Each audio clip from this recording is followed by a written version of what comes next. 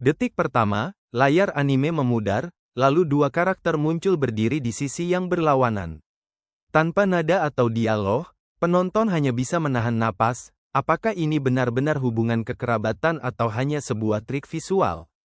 Ketegangan sederhana itu sudah cukup untuk menyalakan jantung cerita, memicu rasa ingin tahu tentang apa yang tersembunyi di balik penampilan yang tampak biasa.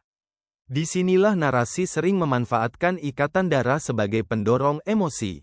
Contohnya, Asteris Code Geass menampilkan Lelouch dan Nunnally, saudara kembar yang terpisah oleh takdir, sedang berjuang melawan konflik besar. Asteris Attack on Titan menempatkan Eren dan Mikasa, yang meski adoptif, berbagi ikatan kuat yang memengaruhi keputusan mereka di medan perang. Di kedua kasus itu, hubungan saudara menjadi pusat konflik atau keintiman, membuat karakter berada di posisi emosional yang sangat kuat.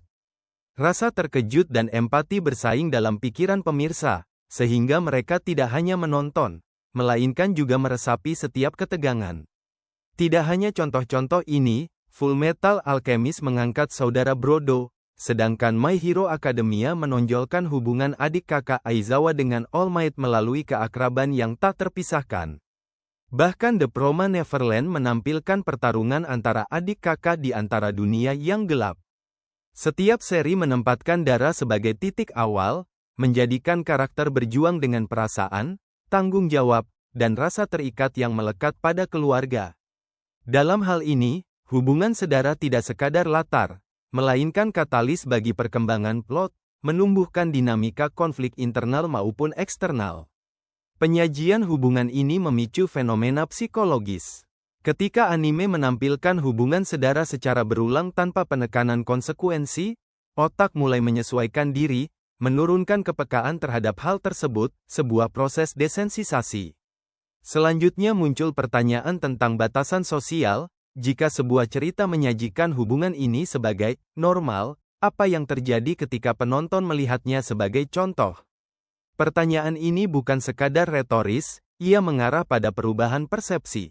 Di masyarakat yang menghargai struktur keluarga, menampilkan hubungan saudara tanpa kontras negatif bisa memperkuat stereotip tentang apa yang dianggap normal dalam hubungan. Sementara itu, di kultur lain, hubungan saudara dalam karya seni bisa menjadi simbol kepercayaan atau loyalitas, atau bisa pula menjadi sumber stigma dan trauma. Efek psikologisnya beragam, tergantung latar belakang pemirsa. Beberapa mungkin merasakan ketegangan atau kecemasan, terutama yang pernah mengalami trauma keluarga, sementara yang lain merasakan keintiman yang lebih dalam karena karakter berbagi ikatan darah. Konteks budaya memainkan peran penting, di tempat di mana hubungan saudara diangkat tanpa kritik, risiko salah interpretasi meningkat. Jika disajikan dengan sensitivitas, ia dapat membuka ruang diskusi tentang kompleksitas hubungan keluarga dan ekspektasi sosial. Di sisi lain, ketika anime menampilkan hubungan saudara dengan nuansa yang lebih romantis, misalnya Re:Zero dengan karakter Subaru dan Emilia, yang meski bukan saudara secara biologis, kedekatan mereka sering diekspresikan melalui ikatan darah, metaforis, penonton bisa merasakan konflik moral yang lebih mendalam. Anime seperti Kakegurui juga menggambarkan adik kakak yang memanfaatkan ketergantungan satu sama lain dalam permainan berbahaya. Dengan begitu, penonton diajak memikirkan batasan kekeluargaan dalam konteks modern dan eksperimental. Saat kita menutup mata, bayangkan kembali detik pertama itu. Apakah kita masih terkejut, atau sudah mulai merasakan lapisan-lapisan kompleks yang tersembunyi di balik tampilan sederhana? Itu adalah titik perubahan, dari sekadar menonton menjadi memahami.